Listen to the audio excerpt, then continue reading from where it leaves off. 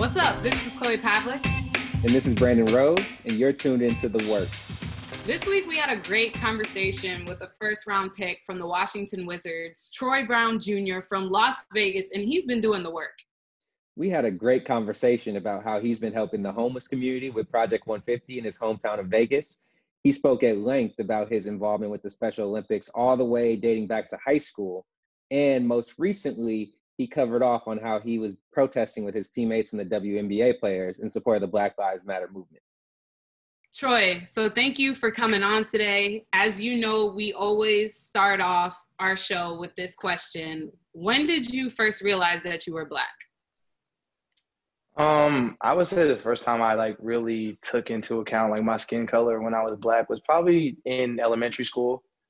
Just going to recess and just little stuff like that of kind of having different moments of being oh, okay, the pigment of my skin makes me different.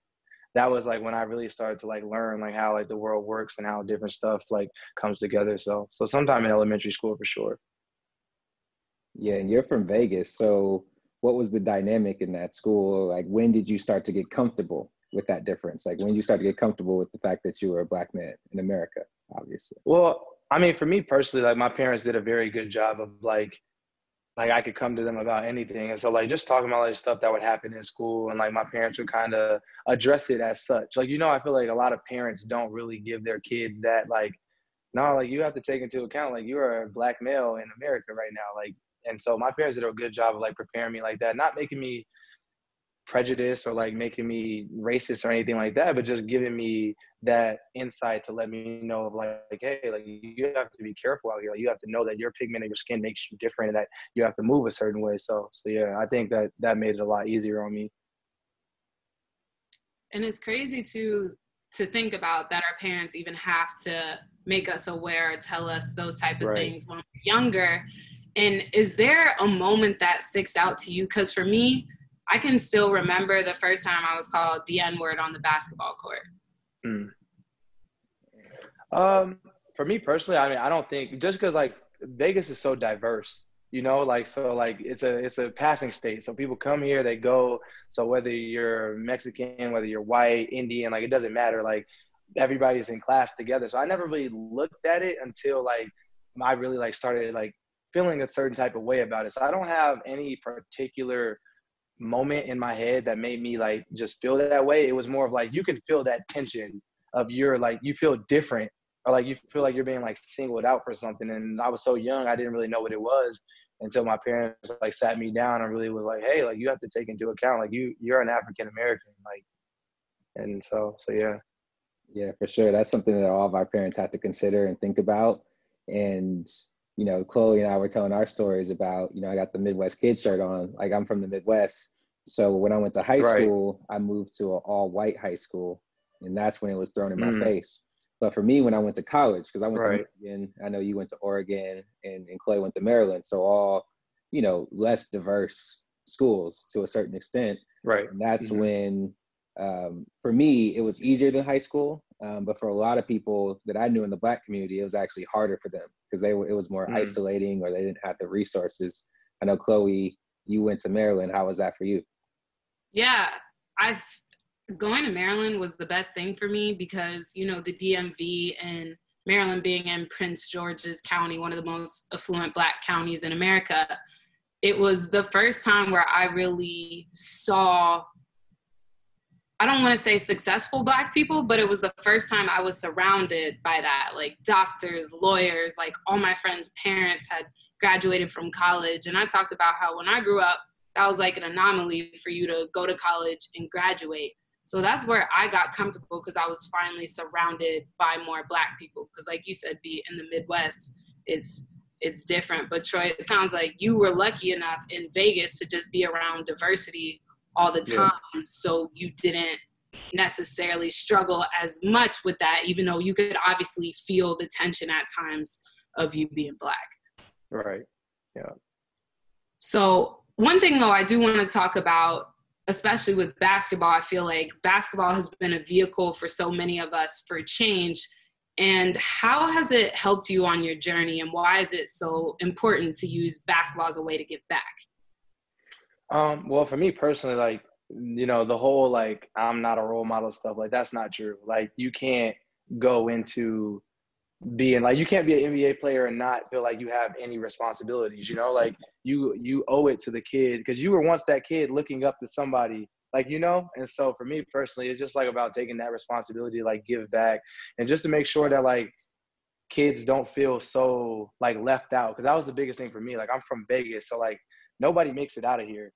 So for me it was like, no, like I'm gonna be the one to make it out, and I just want to give back to the community because I felt so hopeless at a time where I was just like, nobody makes it out of here, you know. And so giving back for me just means so much more, because like I know how much I would appreciate it when I was a kid if somebody would have kind of like just showed me the ropes, or at least like came back to the community and like gave back. So yeah.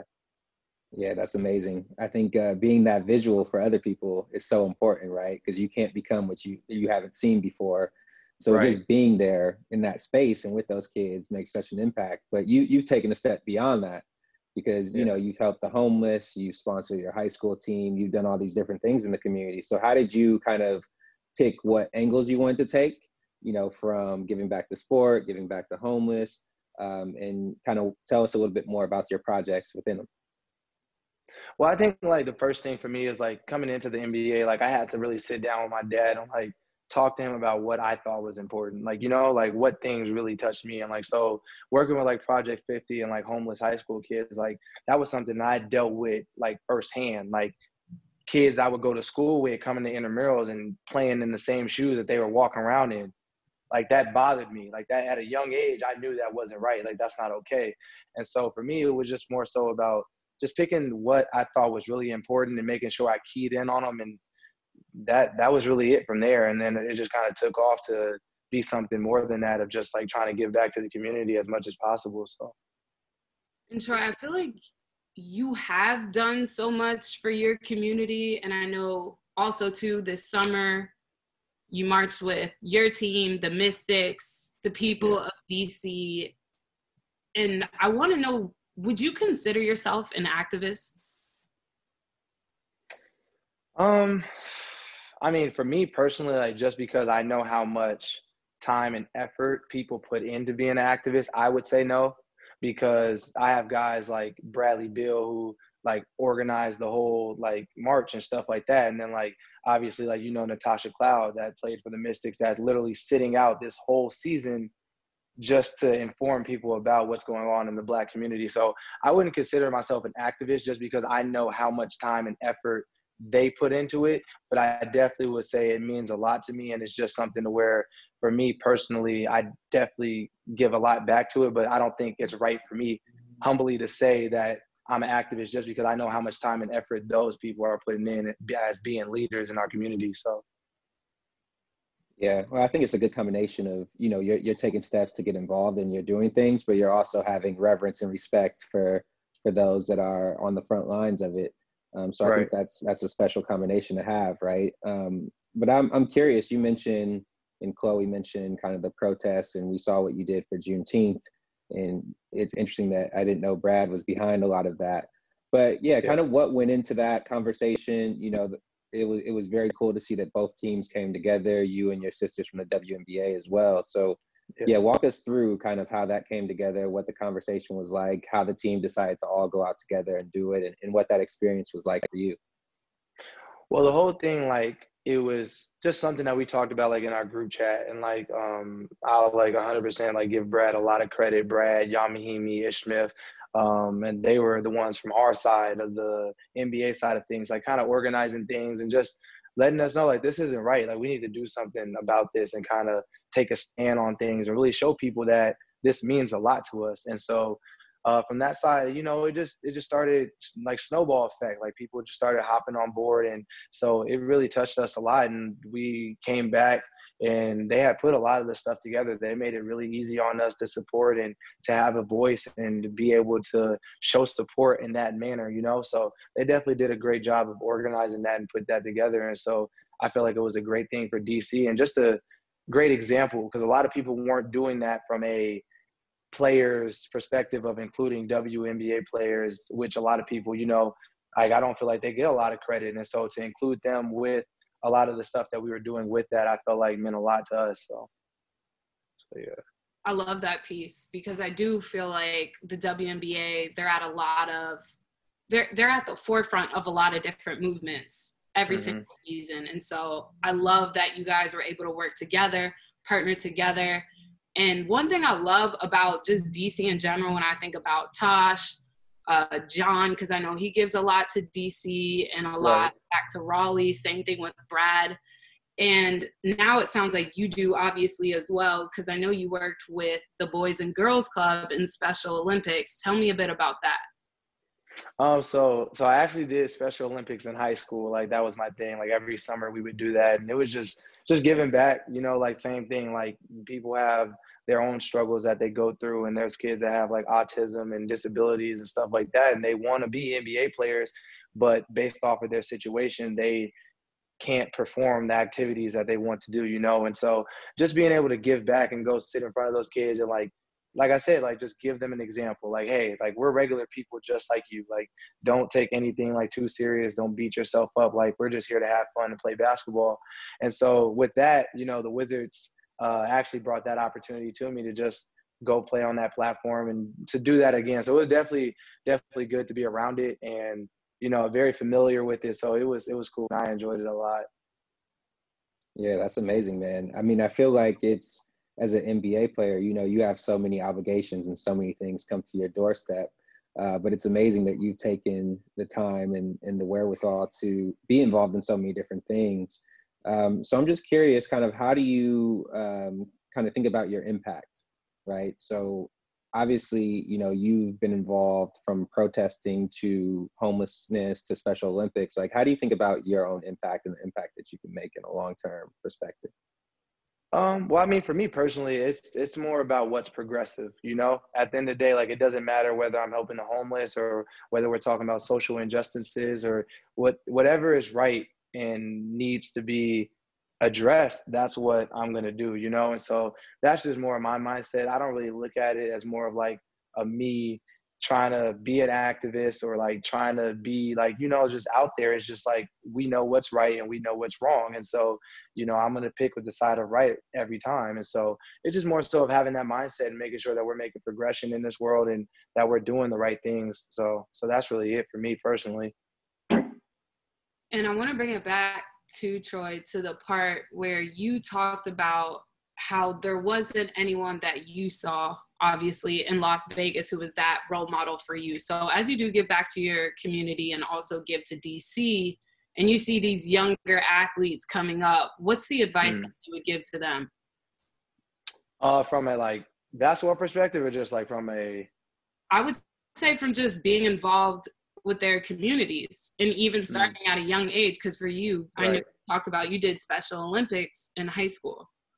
Yeah. Well, for me personally, like, I would just say, like, if you feel strongly about something, you should go about it a certain way, and you should not feel afraid to do that. Like, I feel like a lot of people are afraid to be who they are based off of expectations and, you know, just like how social media is, and like people feel like they have to be somebody they're not.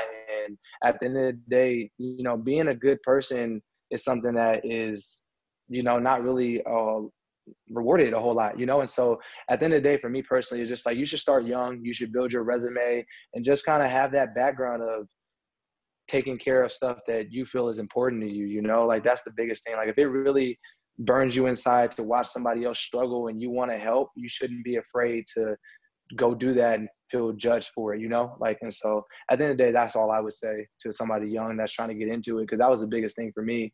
Cause like when I was younger, when we did the Special Olympics stuff, like people didn't think that was cool. Like my teammates would be like, "Oh, you're going to do that? Like you're not going to school, so you can do that, like this and that." And it was just like, at the end of the day, I know why I'm here. I know what my purpose is, and I know how much this means to me. And if I didn't go, it would eat me alive compared to the fact that I am here with these kids and kind of just trying to have a voice and show them what it is like, you know? And at that time, I was only in high school, so. When your teammates would say that, though, at that point in time, because, you know, we were younger, what did you say back? For me, I was like, I would put it in perspective. I would always be like, so you're really about to sit here and try to clown me because I'm going to help kids that have special needs. Like, you're really trying to sit here and make me feel bad about that. like that would be my response to them. And I would, like, at the end of the day, I would just leave it at that, because I have nothing to prove to you.